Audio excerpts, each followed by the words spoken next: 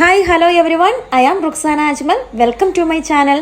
ഇന്ന് ഞാൻ റെഡിയാക്കുന്നത് ഒരു ബിസ്ക്കറ്റ് മിൽക്ക് പുഡിംഗ് ആണ്. വീട്ടിൽ തന്നെ ഈസി ആയിട്ട് നമുക്ക് റെഡിയാക്കി എടുക്കാനായിട്ട് പറ്റും. അപ്പോൾ ഇതിനകത്ത് ചൈന ഗ്രാസോ ജെലാറ്റിനോ ഒന്നും തന്നെ ആഡ് ചെയ്തിട്ടില്ല. ഇത് കണ്ടുകൊണ്ടിരിക്കുമ്പോൾ പ്ലീസ് എൻ്റെ ചാനലൊന്ന് സബ്സ്ക്രൈബ് ചെയ്യാനായിട്ട് മറക്കല്ലേ.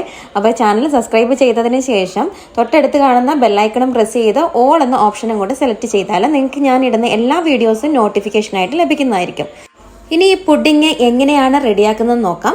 ഒരു കടായി എടുക്കുക, അതിനകത്തേക്ക് തിളപ്പിച്ചാറിയ ഒരു 3/4 ലിറ്റർ പാല് ചേർത്ത് കൊടുക്കുക, 1.5 കപ്പ് പഞ്ചസാര, പിന്നെ നമ്മൾ മൈദാപ്പൊടിയാണ് ചേർത്ത് കൊടുക്കുന്നത്. 1.5 ടേബിൾ സ്പൂൺ മൈദാപ്പൊടി അതിനകത്തേക്ക് ചേർത്ത് കൊടുക്കുക. ഇനി ഒരു ഫ്ലേവറിന് വേണ്ടിയിട്ട് കുറച്ച് മാത്രം വാനില എസൻസും കൂടി ചേർത്ത് കൊടുക്കുന്നുണ്ട്. പിന്നെ ഞാൻ മിൽക്ക് പൗഡറാണ് ചേർത്ത് കൊടുക്കുന്നത്. ഒരു ചെറിയ പാക്കറ്റിൻ്റെ 3/4 ഭാഗവും നമ്മൾ അതിലേക്ക് ചേർത്ത് കൊടുക്കുന്നുണ്ട്. അത് നന്നായിട്ട് നമ്മൾ ഇളക്കി യോജിപ്പിക്കുക. ഇനി നമുക്ക് ഫ്ലെയിം ഓണാക്കിയതിന് ശേഷം ഈ ഒരു പാലിൻ്റെ മിക്സിനെ കുക്ക് ചെയ്തെടുക്കാവുന്നതാണ്. ആദ്യം ഒന്ന് ഹൈ ഫ്ലെയിമിൽ വെക്കുക, ഒന്ന് തിക്കായി വരുമ്പോഴത്തേക്കിന് ലോ ഫ്ലെയിമിലേക്ക് മാറ്റുക.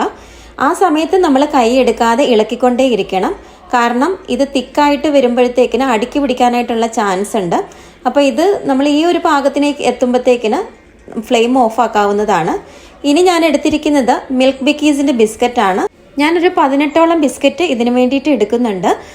നമുക്കിനി ഒരു പുഡിംഗ് ബൗൾ എടുക്കാം. അതിനകത്തേക്ക് ഈ ഒരു ബിസ്ക്കറ്റിനെ ഒന്ന് സെറ്റാക്കി വെക്കാം. ഓരോന്നും നിരയായിട്ട് തന്നെ ഗ്യാപ്പ് വരാത്ത രീതിയിൽ വെച്ച് കൊടുക്കുക.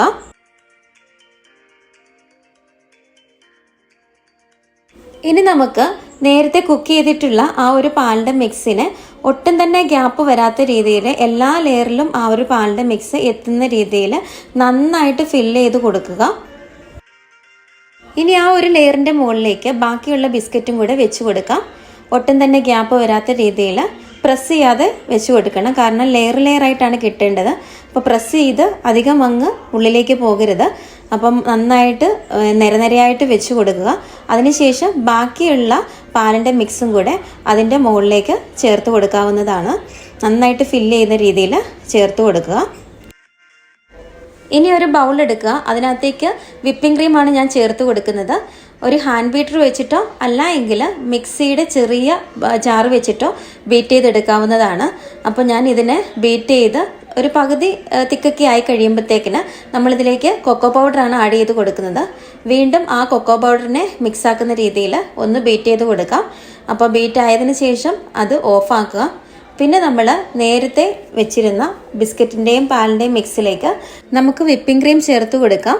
അതിനെ നന്നായി ലെവലാക്കിയതിന് ശേഷം 6 മണിക്കൂർ സെറ്റാകാൻ വേണ്ടിയിട്ട് ഫ്രിഡ്ജിൽ സൂക്ഷിക്കുക. 6 മണിക്കൂറിന് ശേഷം നമ്മുടെ പുഡിങ് പുറത്തേക്ക് എടുത്തിട്ടുണ്ട്, നന്നായിട്ട് സെറ്റായിട്ടുണ്ട്. നമ്മളിതിൻ്റെ മുകളിലേക്ക് ചോക്ലേറ്റിൻ്റെ സിറപ്പാണ് ചേർത്ത് കൊടുക്കുന്നത്. ഇനി നമുക്ക് പുഡിങ്ങിനെ ഒന്ന് കട്ട് ചെയ്തെടുക്കാം. മിൽക്കിൻ്റെയും ബിസ്ക്കറ്റിൻ്റെയും ചോക്ലേറ്റിൻ്റെയൊക്കെ ടേസ്റ്റ് മാറി മാറി വരുന്ന, വായിലിട്ട അലിഞ്ഞു പോകുന്ന നമ്മുടെ പുഡിങ് റെഡി ആയിട്ടുണ്ട്. അപ്പോൾ എല്ലാവരും ഒന്ന് ട്രൈ ചെയ്ത് നോക്കുക. ഇഷ്ടപ്പെട്ടാൽ ലൈക്ക് ചെയ്യാനും സബ്സ്ക്രൈബ് ചെയ്യാനും മറക്കല്ലേ.